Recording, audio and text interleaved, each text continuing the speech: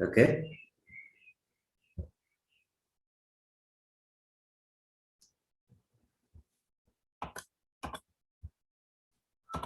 So allow me share my screen.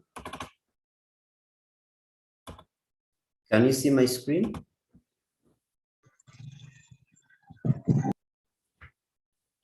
Okay. Yes, yes. So we are looking at introduction to geography, and the person taking you through this subject, I'm called Kakuru Benard. This is my email that you can use in case you have a question there and you would like any help from me. That is my email and that is my name. Okay, so first of all, we want to look at the planets of the universe. I'm going to play for you a video. You note something from that video, then later we shall continue from there.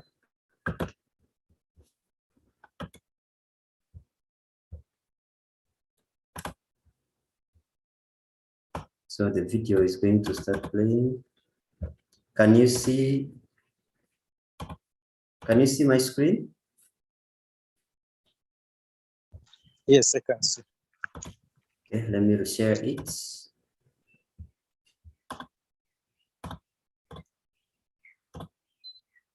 Okay, so I'm going to play for you this video. You pick lessons that we shall share after it has played.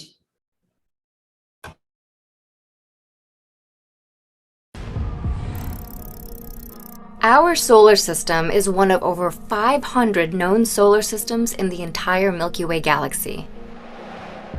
The solar system came into being about 4.5 billion years ago when a cloud of interstellar gas and dust collapsed, resulting in a solar nebula, a swirling disk of material that collided to form the solar system. The solar system is located in the Milky Way's Orion star cluster. Only 15% of stars in the galaxy host planetary systems, and one of those stars is our own Sun. Revolving around the Sun are 8 planets. The planets are divided into 2 categories based on their composition: terrestrial and Jovian. Terrestrial planets, including Mercury, Venus, Earth, and Mars, are primarily made of rocky material.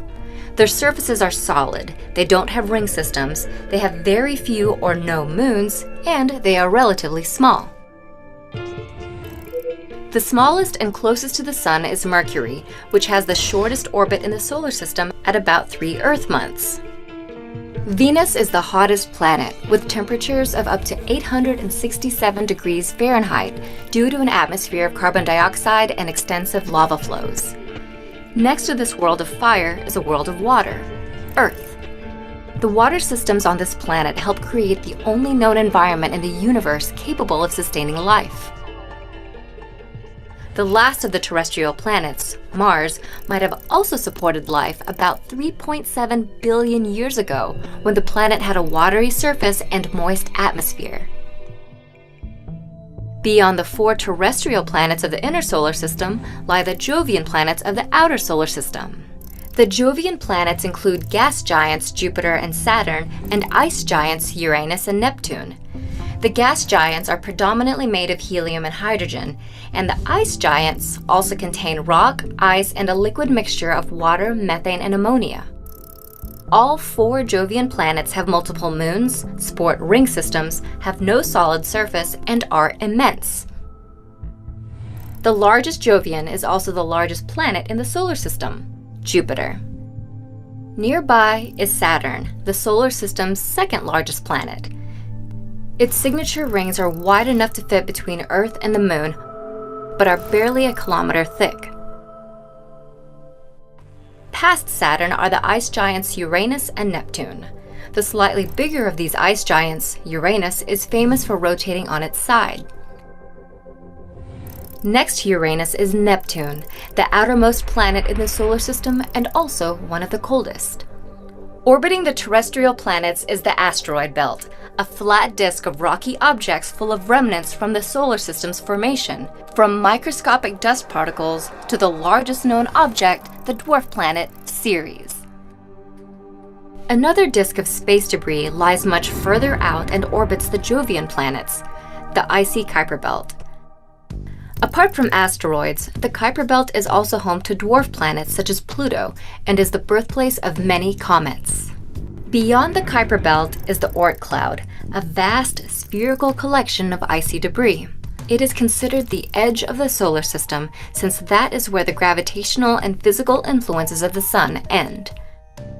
Our solar system's particular configuration of planets and other celestial objects, all revolving around a life-giving star, make it a special place to call home.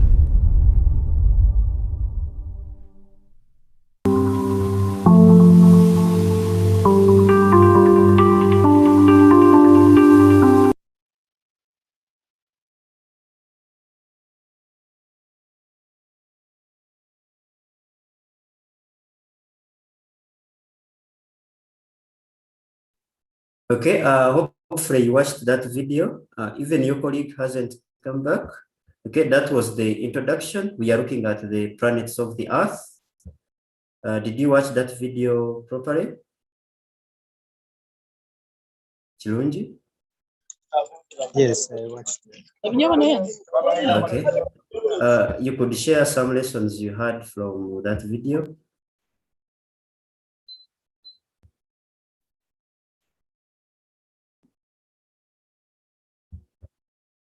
Chirunji, you share some lessons you had from the video. I'm trying to screenshot them. Okay.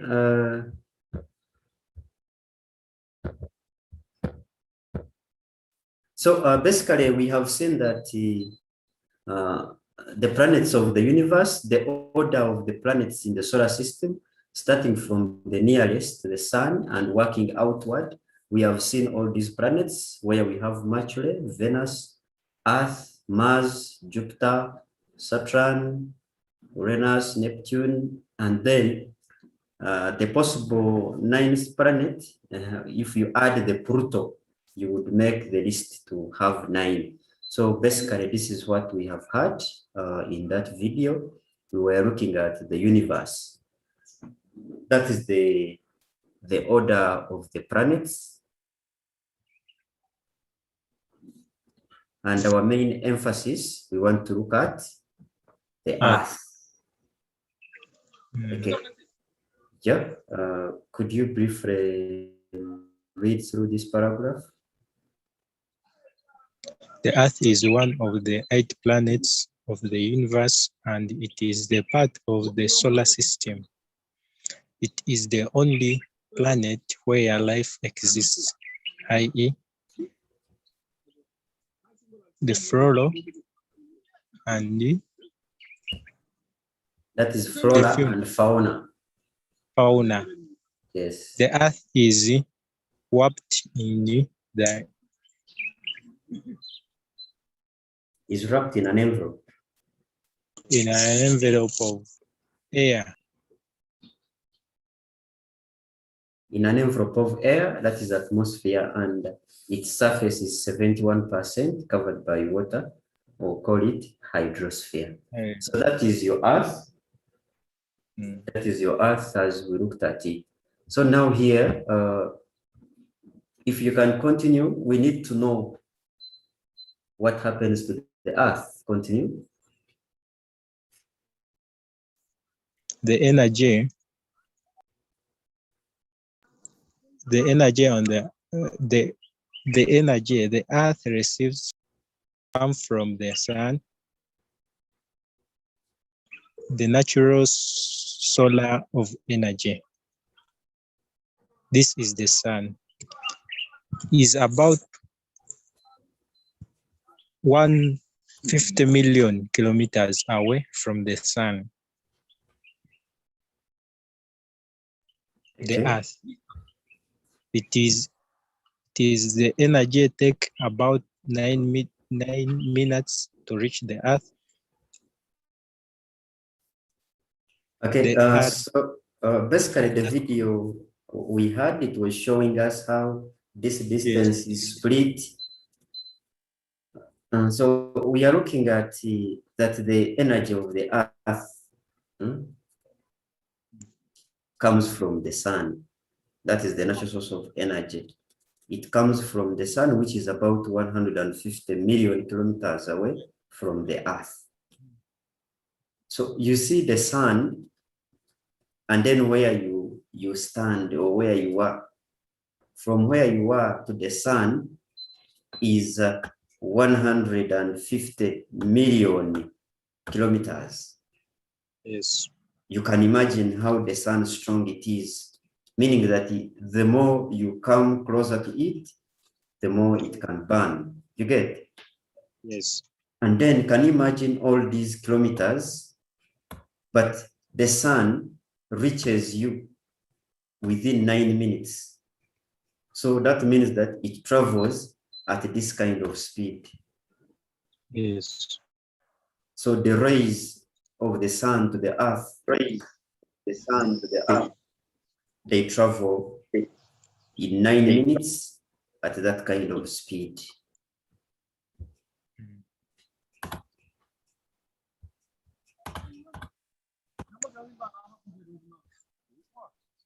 Okay, continue there and read about that. The shape of spherical, not flat. The first man to prove this notion was probably Notion. Was probably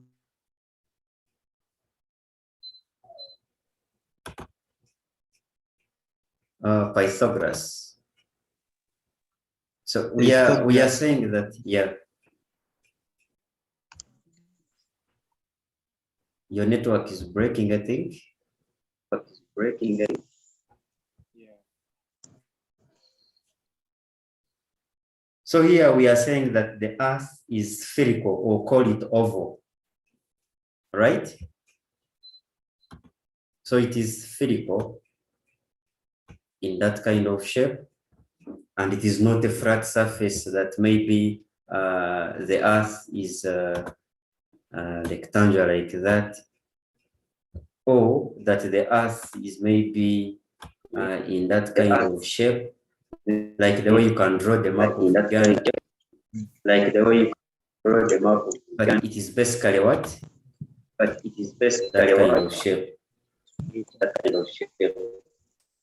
Okay. Then before this time when it was discovered by Pythagoras,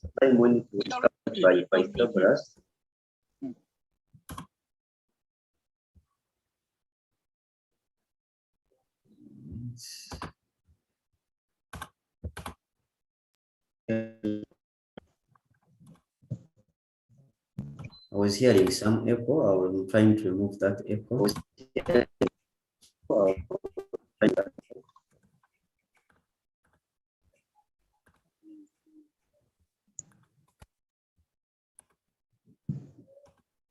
Okay, so we are saying that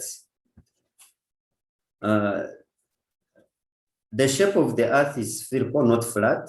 The first man to prove this notion was Pythagoras. That was about 530 BC.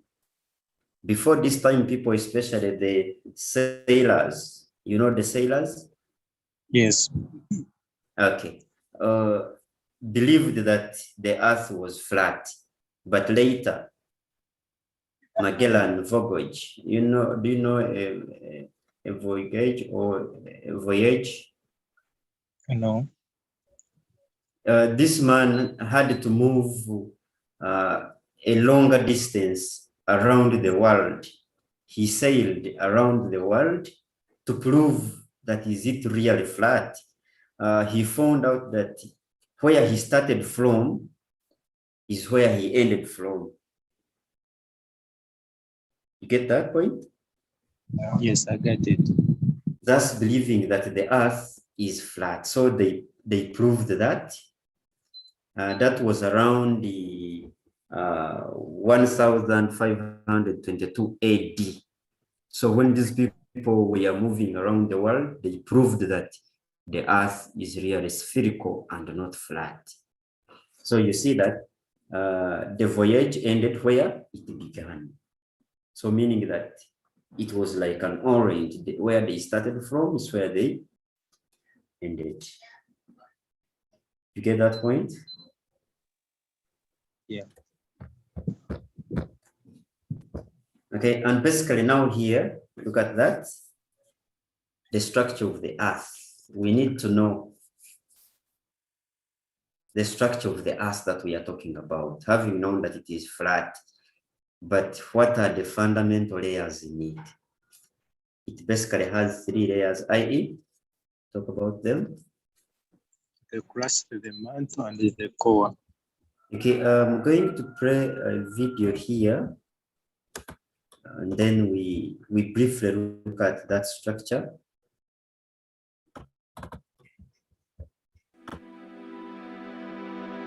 Earth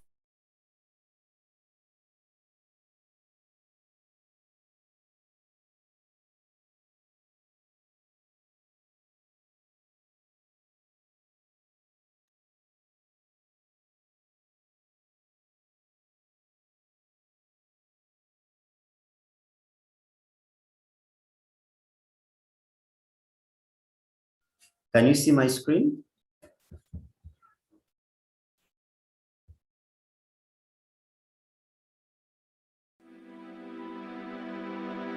Earth measures more than 12,000 kilometers in diameter. But our direct knowledge of our planet extends only to its outer layer. In fact, up to now, no drilling has penetrated more than 15 kilometers into the ground.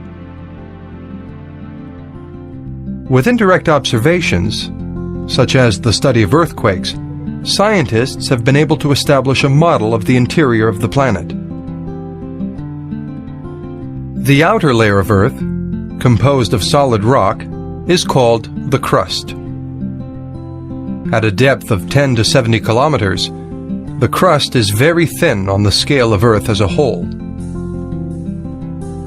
The crust sits on the mantle, which takes up 80% of the planet's volume. The upper part of the mantle is rigid, while at greater depths, the rock is partially melted at temperatures as high as 3,000 degrees Celsius. Finally, the center of Earth is called the core. It is an extremely dense area, composed mainly of metals, where the temperature is above 6,000 degrees Celsius. Part of this heat, carried by the slow movement of molten matter, rises toward the surface and warms Earth's crust.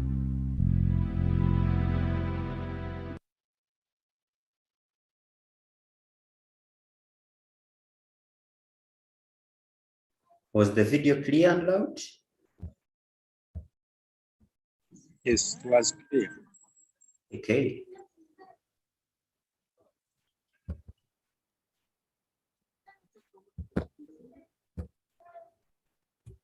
Okay, so those are the 3 layers. We have briefly heard about them. So this is a clear illustration for you to take note. You may not take it now. I will share the content on the WhatsApp group, but basically this is how we split it. And for your own take, you know that the crust, the topmost layer, is divided into 2. That is the continental crust and the oceanic crust. So the continental, the topmost layer, covers it covers this kind of kilometer. Then the next layer covers 5 kilometers. Then after this kind of layer, we go to this mantle. So that is the mantle. The mantle basically covers, you can look at that kilometer. And then that. So this means that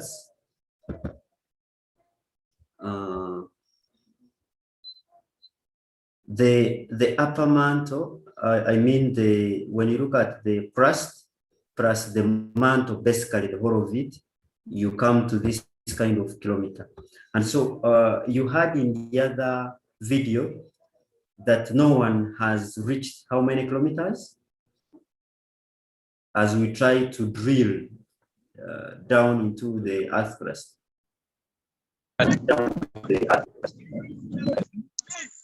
15. Yes, 16 kilometers. So that was something longer. Much of the man's work hasn't exceeded that. And so they are not able to reach at the what? They are not able to reach the mantle. So more to that, after the mantle, we have the core. The core is also divided into two. We have outer and the inner. So we shall continue to know more about this in the next slides. You can have its discussion there. So briefly, what we need to know under crust is that it is the uppermost layer, first of all. It is this uppermost layer of the solid earth. Basically, much of the man's work takes place in this layer. But then it has some rocks. Where did the word crust come from? That's what you need to know. So we are saying that it is a region of interaction between surface processes brought about by the heat of radioactive reactions deep in the earth. So these radioactive processes, they take place here. They take place here in the inner core. That's where the processes happen. You find that there are different processes that take place there.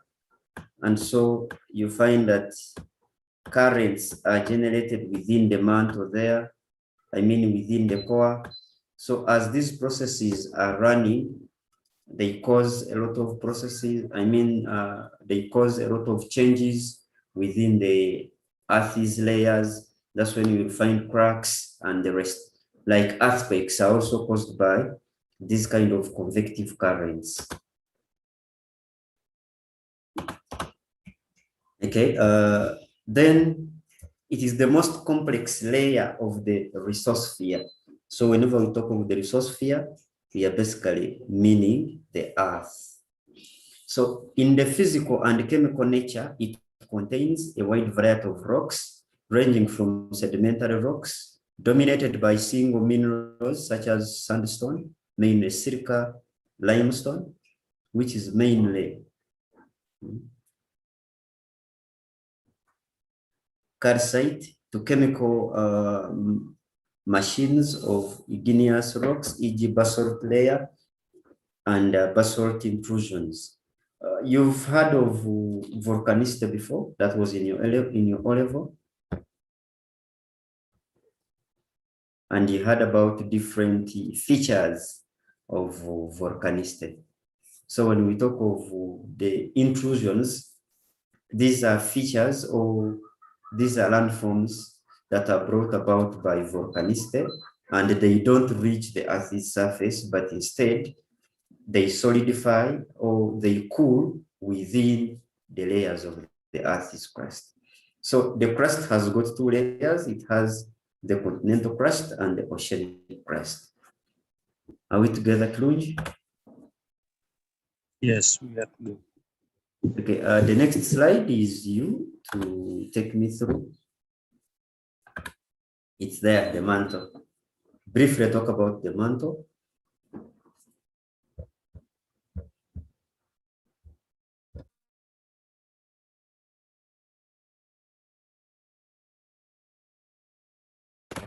Yes, Klunji, could you participate in reading this slide?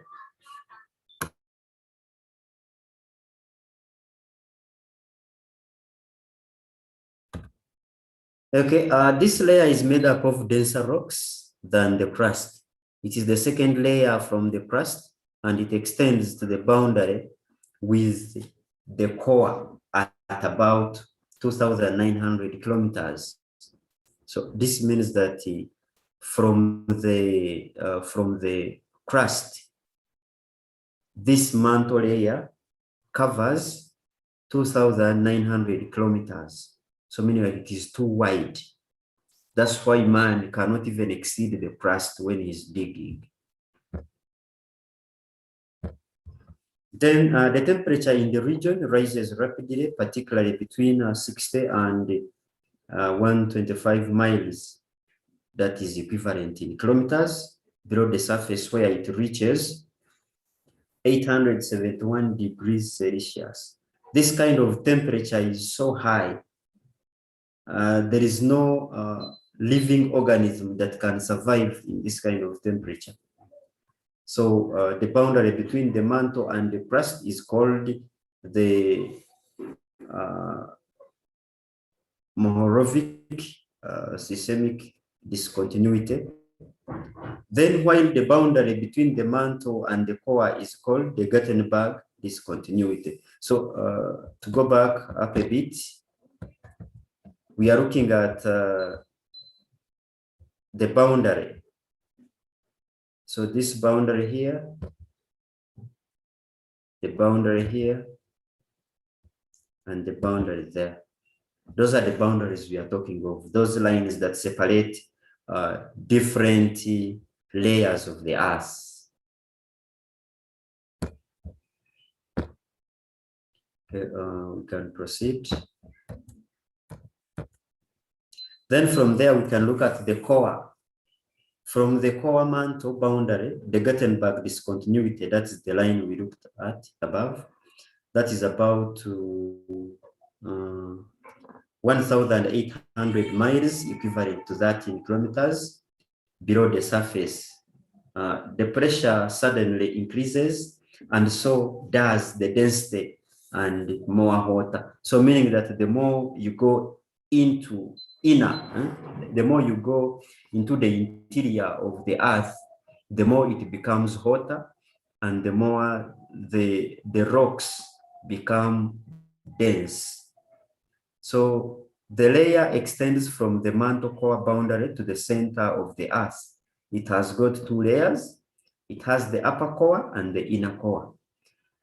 So what distinguishes between inner and the outer core is basically the density, the temperatures, and the mineral composition of these rocks. The upper core is totally semi-fluid. If you have heard of lava flowing, that's what you can call the semi-fluid, with an average density of 10 gram cubic centimeters, and mainly composed of iron and nickel. Those are the mineral components of such rocks that are semi-fluid in the upper core. Then the inner core, we are looking at this as a solid layer due to a great pressure and similarly composed of iron and nickel. Its average density is 12 gram cubic centimeters and has got very high temperatures of about 5,500 degrees C. I think this is the one of the highest temperatures we can talk of. I want to give a hint here. Like you can see, this kind of hotness is equivalent to the hotness of the sun. So those kilometers from the earth to the sun, and then the kilometers from the earth's surface to its core are almost equivalent, and thus the same temperatures. So the core is too hot. It is the hottest. In other words, also in line with the sun. So these two areas are very hot. Let's look at the next slide.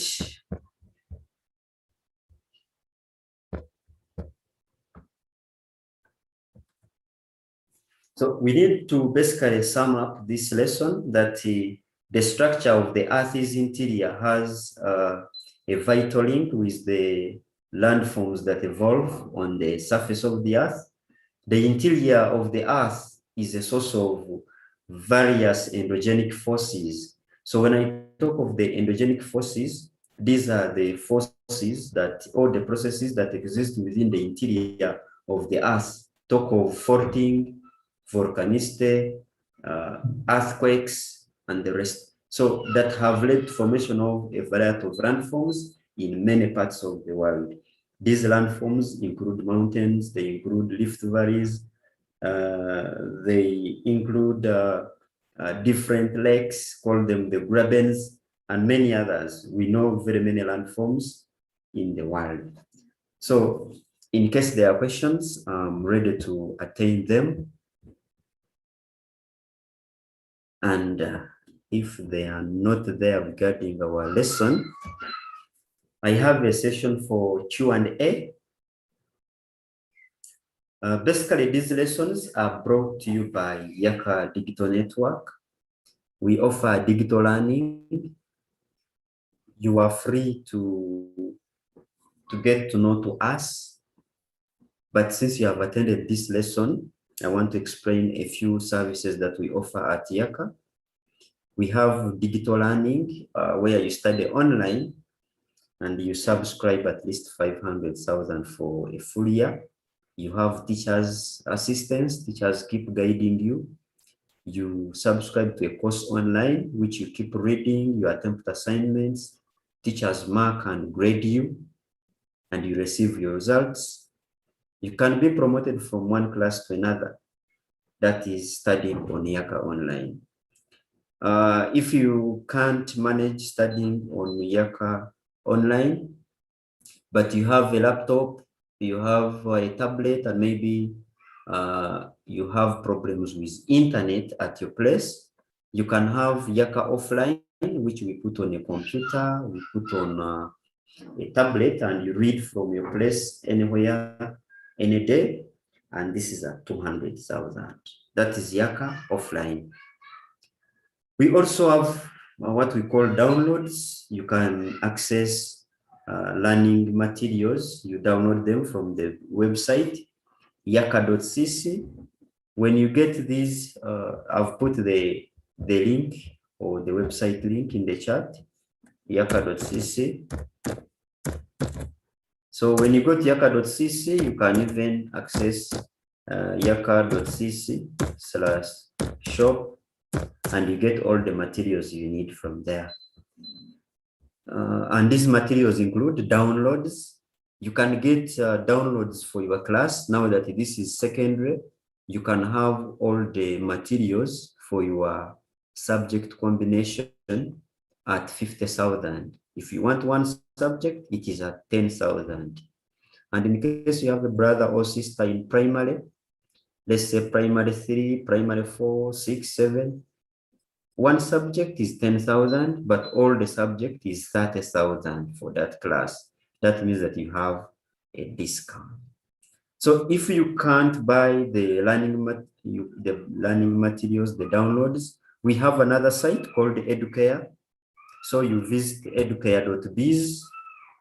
So here you have access to learning material, talk about videos, text, or multimedia content.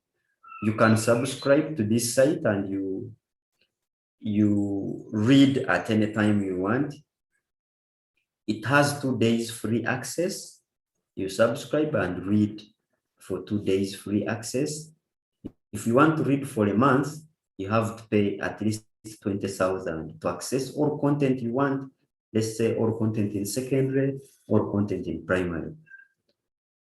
Yes, any question? Okay, no. You can as well subscribe for 3 months at 50,000. We call that silver. Else, you can subscribe half a year, call it gold at 70,000. And then platinum for a full year is at 100,000. So those are the services we have. For more information, keep asking within the WhatsApp group that you joined. So thank you for joining this class. And thank you for listening. God bless you. Bye-bye.